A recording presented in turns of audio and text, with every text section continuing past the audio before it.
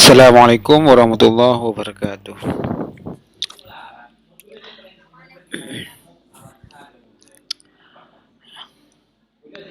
Mari kita mulai di pertemuan keberapa, nggak tahu sudah ini ya. Intinya kita ketemu dulu lah, nanti hitung-hitung.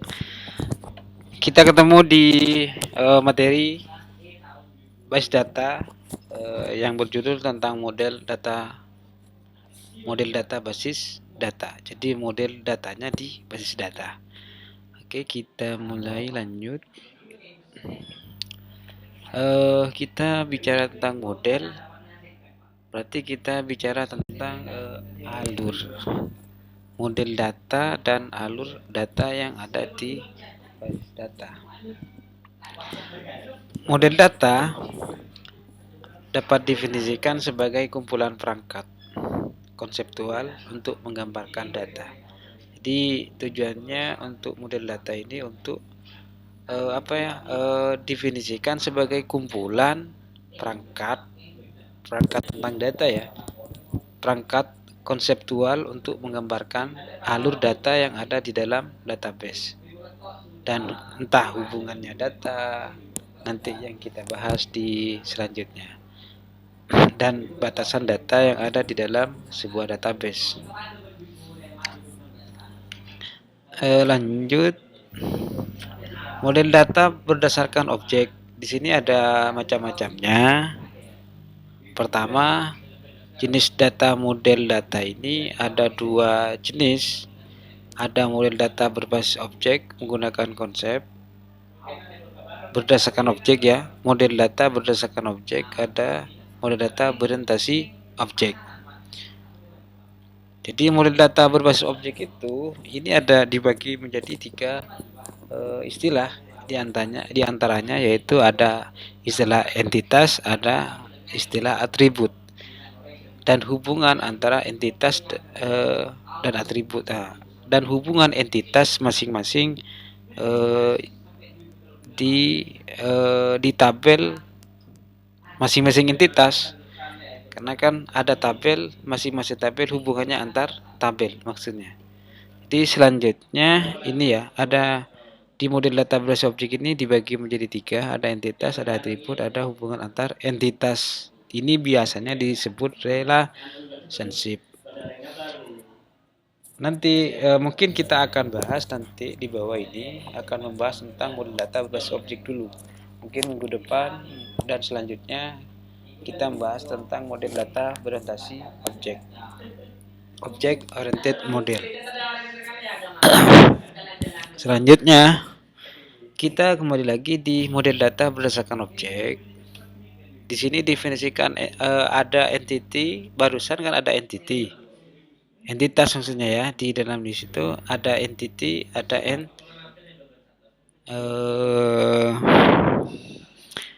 ada atribut. Jadi selanjutnya yaitu kita bicara tentang entitas. Entitas adalah suatu apa saja yang ada dalam sistem maupun abstrak di mana data tersimpan atau di mana terdapat data. Entitas diberi nama dengan kata benda dan dapat dikelompokkan dalam 4 jenis nama, yaitu nama orang, benda, lokasi, kejadian, terdapat unsur waktu di dalamnya. Jadi nanti saya contohkan pada sebuah base datanya base datanya perpustakaan. Nanti kan harus dikelompokkan. Kalau tabel buku kita masukkan ke tabel buku. Kalau tabel di sini kalau tabel anggota ya anggota. Kalau tabel buku, tabel anggota buku, tabel peminjam, tabel peminjam. Di situ di sini katanya di entity diberi nama dengan kata benda dan dapat dikelompokkan dalam 4 jenis nama. Bisa dikelompokkan nama orang ya nama orang, benda juga benda, lokasi ya juga lokasi gitu.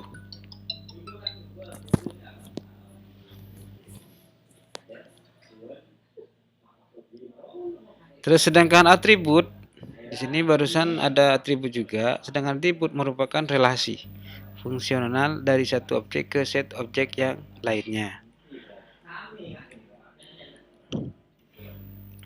Terus definisi relationship adalah hubungan alami yang terjadi antara entitas. Model data berbasis objek memiliki beberapa bentuk. Mungkin ini hanya pengertian, mungkin hanya ngambang. Nanti kalau saya contohkan pada sebuah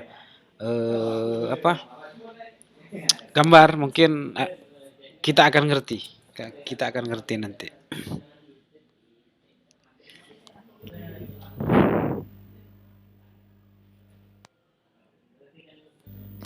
Terus pengertian model keterhubungan entitas. Pengertian model keterhubungan entitas, entity relationship, atau disebut dengan entity relationship model, ada juga atau IR model. Model keterhubungan entitas, entity relationship model, merupakan model yang paling populer digunakan dalam perancangan base data. Jadi kalau kalian nanti mau buat sebuah program, pastinya akan ketemu yang namanya model relationship ini, entity relationship model. Karena kalau buat program, pastinya yang harus dibuat terlebih dahulu yaitu entity relationship model. Itu penting karena ini hubungan antara beberapa studi kasus yang ada di lapangan untuk menyesuaikan alur data yang ada di dalam sebuah perusahaan. Jadi kalau mau buat sebuah program, jadi harus dibuat dulu yang namanya entity relationship modelnya. Ini harus dibuat terlebih dahulu sebelum yang lain dibuat, karena ini penting alur data yang ada dalam sebuah studi kasus baik perusahaan maupun pendidikan dan semacamnya.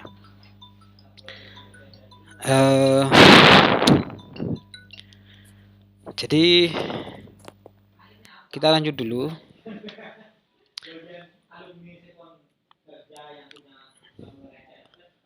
Ini ya model keterhubungan. Ada yang masuk, ntar siapa ini ya? Lanjut, model keterhubungan entitas, entity relationship model. Ini dicontohkan pada sebuah tabel yang ada di sebuah perpustakaan. Ini dicontohkan pada sebuah perpustakaan. Dari tabel di atas kita dapat menentukan entitas, atribut, tabel anggota, atribut dan relasi. Pertama, entitas buku anggota peminjam. Entitas buku anggota peminjam ini ada 3 tabel ya. Dan atribut ini ada data yang ada di dalam sebuah tabel. Itu di dalamnya berisi kode buku, judul buku, cetak buku dan semacamnya. Itu merupakan atribut yang ada dalam sebuah tabel. Terus relasi hubungan antar kode buku di tabel buku dengan kode buku di tabel peminjaman. Begitu pula dengan kode anggota. Jadi ini akan merelasikan antar kode dan kode ke kode. Salah satu contoh kode buku, misalkan judul buku, tabel buku itu pasti ada kode buku, tabel anggota pasti ada kode anggota. Terus tabel peminjam nanti ini akan menghubungkan antara kode anggota dan kode peminjam. Untuk keterhubungannya, si peminjam akan meminjam kode buku ini. Jadi ini ada keterhubungan antara kode ke kode.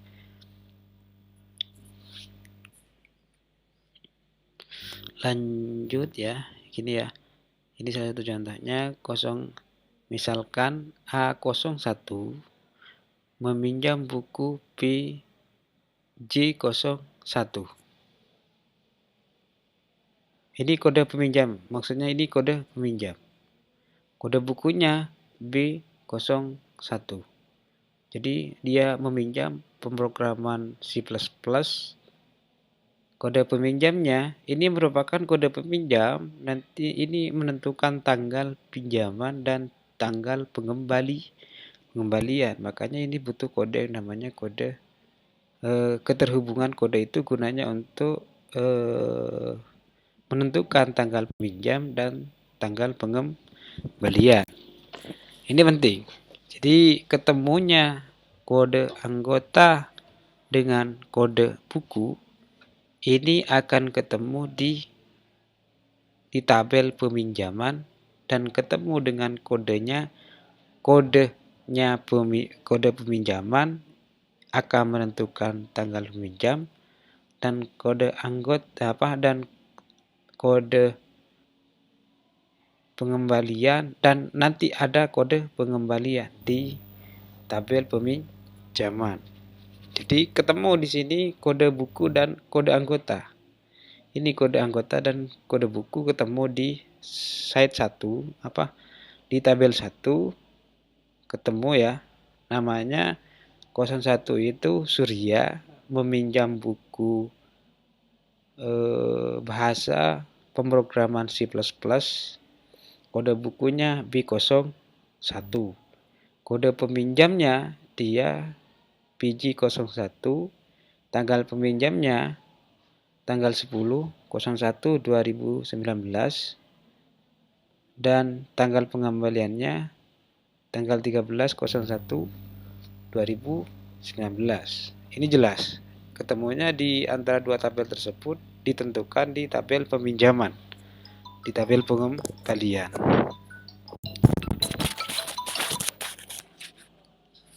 Sebentar ya. Ada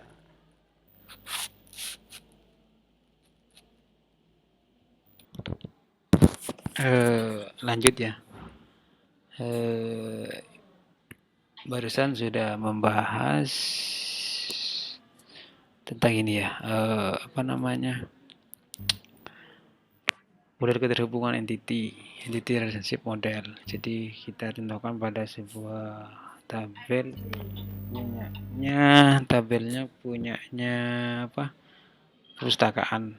Jadi sudah saya jelaskan barusan keterhubungan antara tabel anggota, tabel buku, dan tabel peminjaman. Selanjutnya yaitu simbol sekarang. Ini penting untuk belajar simbol, ini sangat penting ketika membuat konsep entity relationship di database. Ini sangat penting karena kalau tidak ngerti yang namanya lambang ini, simbol ini repot untuk mengerti memetakan konsep relationship diagram database. Jadi ini sangat penting ya, karena takut suatu saat kalian kerja di berbagai entah perusahaan atau apa, jadi pastinya akan digambarkan relationship seperti ini. Ini akan membingungkan jika tidak paham simbol-simbol dasar dari entity relationship. Oke, pertama kita bahas di simbol nomor 1, yaitu simbol kotak ya, persegi 4 menyatakan himpunan entitas, sedangkan yang nomor 2 itu menunjukkan himpunan relasi.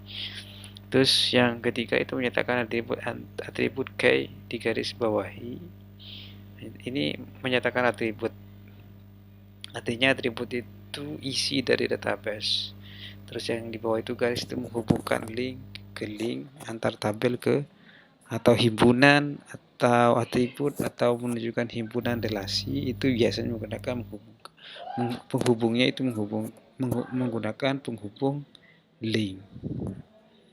Terus mapping koordinalitas dalam diagram BR atau aturan terpenting adalah koordinalitas relasi yang menentukan jumlah entity yang dapat dikaitkan dengan entity lainnya melalui relationship set jenis mapping koordinat. Ini berikut ini bagian-bagiannya. Salah satunya yaitu relasi 1:1, one to one. One to one ini barusan sudah saya jelaskan kode itu kode simbol. Kalau ini katanya atribut, sedangkan ini himpunan. Ini barusan himpunan relasi. Ini atribut, ini himpunan entitas, ini himpunan relasi, penghubung berarti gitu ya. Jadi di relasi 1:1 ini ada atribut, di himpunan buku punya atribut yaitu kode buku, judul, dan stok. Terus ada juga himpunan relasi, yaitu peminjam dan anggota. Anggota ini merupakan ada punya atribut, maksudnya yaitu atribut kode anggota dan nama. Terus kode anggota dan kode buku. Begini alurnya. Anggota meminjam buku akan ketemu buku itu dengan anggota, maka akan masuk ke tabel peminjam. Di peminjam nanti ada kode anggota dan kode buku. Kode anggota dan kode buku akan masuk ke peminjam. Ini relasi satu, one to one. Ini akan masuk satu saja, satu ke satu. Bukan one to many. Nanti ada one to many, money to money ya. Jadi ini akan masuk dari dua tabel ke satu tabel peminjam. Ini belum ada kode ya, di peminjam belum ada kode. Ini kalau one to one. Kalau one to many, kode buku ini atribut katanya. Buku ini merupakan himpunan atribut. Sedangkan peminjam ini relasi himpunan. Anggota juga ada di sini, ada anggota, ada nama. Juga di dalam peminjam. Lah ini one to many. Satu kedua. Maksudnya begini. Anggota itu kalau anggota akan ketemu kode buku di tabel peminjam. Di tabel peminjam nanti ada yang namanya tanggal, ada kode peminjam. Nanti akan masuk dari dua himpunan ini masuk ke tabel himpunan relasi, akan masuk akan masuk atribut kode buku punyanya ini, atribut ini, dan kode anggota ini ya, tabel himpunan anggota. Setelah itu nanti di peminjam ada yang namanya tanggal pinjam dan jumlah pinjaman dan pengembalian. Begitu ya. Jadi ini belum. Nanti ada money to money. Ini masih one to money. Jadi 2 ke 1. 1 ke kedua. Ini masih belum 2 ke 2. Ini hanya anggota minjam buku, nanti masuk di himpunan relasi ke akan ada yang namanya ada kode yang ketemu di tabel peminjam. Ini di relasi money to money. Bedanya hanya ini saja. Pertemuan di himpunan relasi. Terus selanjutnya yaitu relasi money to money. Money to money begini. Anggota dan buku akan ketemu di peminjam. Nanti kode anggota dan kode buku dan kapan pengembalian dan jumlahnya, tanggal peminjaman ini akan ketemu di peminjam ya, peminjaman. Begini penjelasan contohnya. Ini contohnya ya. Ini money one to one. Ini diistilahkan pada sebuah seorang, ini dicontohkan pada seorang guru dan seorang siswa. Seorang guru mengajar seorang siswa. Seorang siswa diajari oleh seorang guru. Ini kan hanya satu siswa dan satu guru. Kalau ini contohnya, kalau one to one ini dicontohkan pada suatu bagian memperkerjakan banyak pegawai. Satu perusahaan memperkerjakan banyak pegawai. Satu pegawai kerja dalam satu bagian. Satu pegawai kerja dalam satu bagian. Ini kalau money to one relation. Jadi bagian satu, pegawai akan mengerjakan bagian satu. Kalau money to money relationship, ini beberapa warga melakukan gotong royong di fasum. Artinya semua warga mengerjakan gorong-gorong warga berapa warga melakukan gotong royong di Fasum, gitu ya.